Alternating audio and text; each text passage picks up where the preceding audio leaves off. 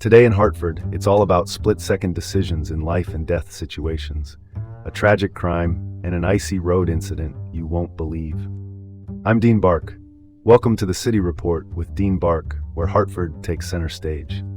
All right, let's dive in. First up, Michael Collette from Thompson faces multiple charges after an investigation revealed multiple child victims.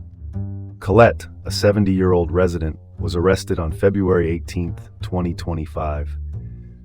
This follows an investigation that started way back in November 2024. The investigation initially kicked off because a mother reported something suspicious in her under 10-year-old child's behavior. What did they find? Multiple cases of alleged molestation, stretching over several years. Apparently, these incidents reportedly took place in private locations like Collette's home and a detached garage. Collette was released on a $425,000 bond and will soon appear in Danielson Superior Court. You know, cases of child abuse often go unreported for years. Victims' fear or manipulation by the accused plays a big part in this. But hey, that's why sensitive and thorough investigations are vital. Despite the mounting evidence, Collette has denied all charges. He avoided police interviews initially. Classic.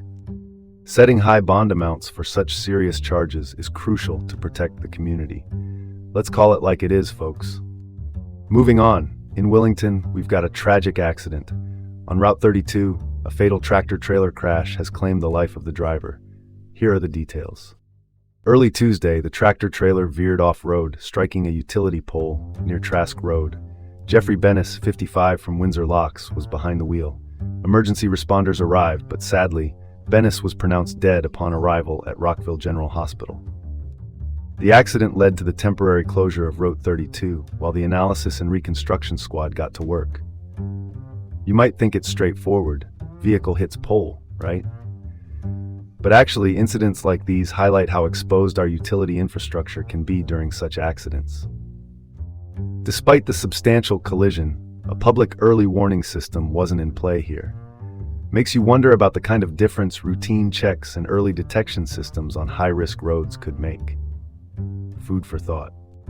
Next topic, a truly grim tale in New Haven. Jevon Fletcher is charged with the murder of his girlfriend and young son in what can only be described as a shocking tragedy. Here's what happened. On February 15th, inside an apartment on Milloy Road, West Haven, Fletcher allegedly committed the brutal act.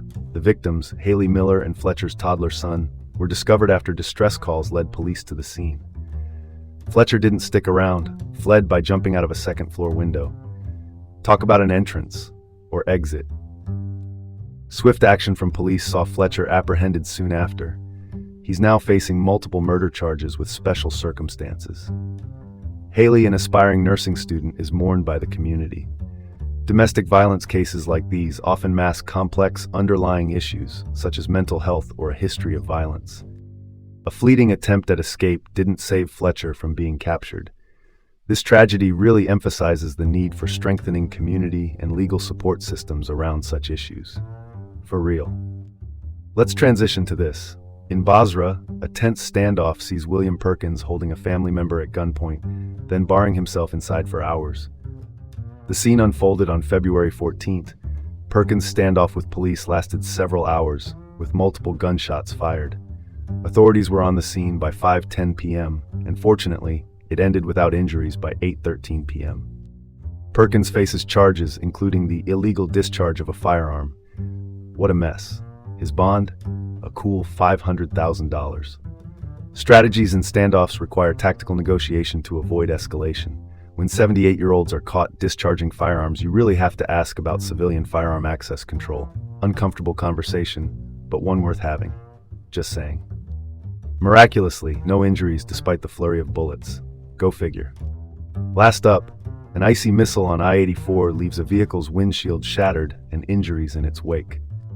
Picture this, an East Hartford highway, a weekend storm. Monday saw a piece of ice break through a vehicle windshield on I-84 West at Bulkley Bridge, resulting in injuries. State police didn't release further details, but this incident highlights the winter storm hazards. Who knew a tiny ice chunk could be so dangerous, right? Proof that little things in life can be far more dangerous than they seem. Raising awareness about these winter risks is crucial, no question. After all, a bit of vigilance during snowfall can save a life or two.